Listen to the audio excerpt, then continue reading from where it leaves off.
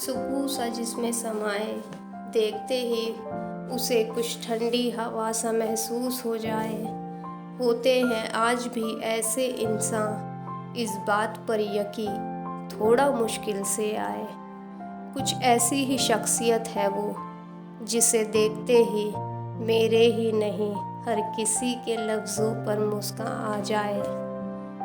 यूँ तो दुनिया की भीड़ में बहुत लोग हैं, अनेकों किरदार हैं, और उस भीड़ में वो एक ऐसा किरदार है जो खुद को उस भीड़ से अलग कर अपनी छवि कुछ अलग बना जाता है नूर उस पर बेइंतहा, जिसे खुदा ने बनाया कुछ इस तरह। मैं यहाँ किसी लड़की की नहीं, बल्कि एक ऐसे लड़के की बात कर रही हूँ जो खामोशी से कायनात को खुद में बसाए हुए है और ना हारने वाला हौसला जिसमें समाये हुए है।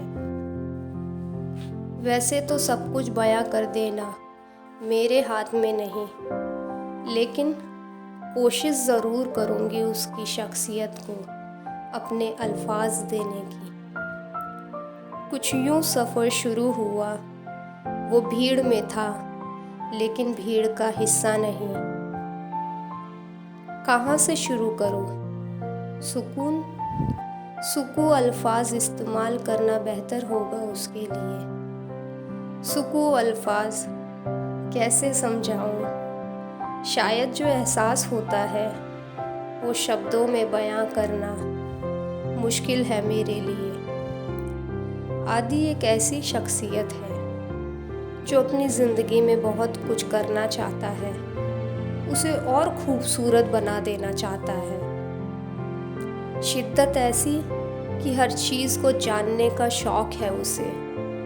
शायद ऐसे इंसान मैंने अपनी ज़िंदगी में बहुत कम देखे हैं। वो साधारण सा, लेकिन उसकी ख्वाहिशें असाधारण सी। चलो उसकी डायरी से कुछ अंश चुराएं। अविश्वसनीय किताबों की दुनिया। किताबों से आदि को कितना लगाव है, वो उसके कमरे को देखने से ही पता लग जाता है। किताबों की अलमारी और पलंग पर बिखरी किताबें बताती है उसे बेहद लगाव है अपनी किताबों की दुनिया से।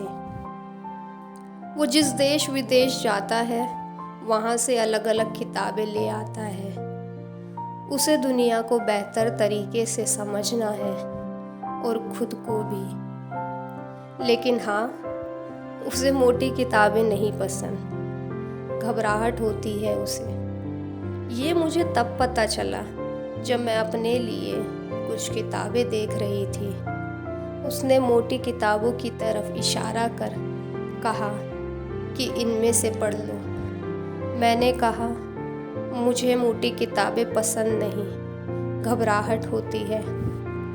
उसने दबी सी आवाज़ में धीमे से मुस्कुराते हुए कहा, मुझे भी।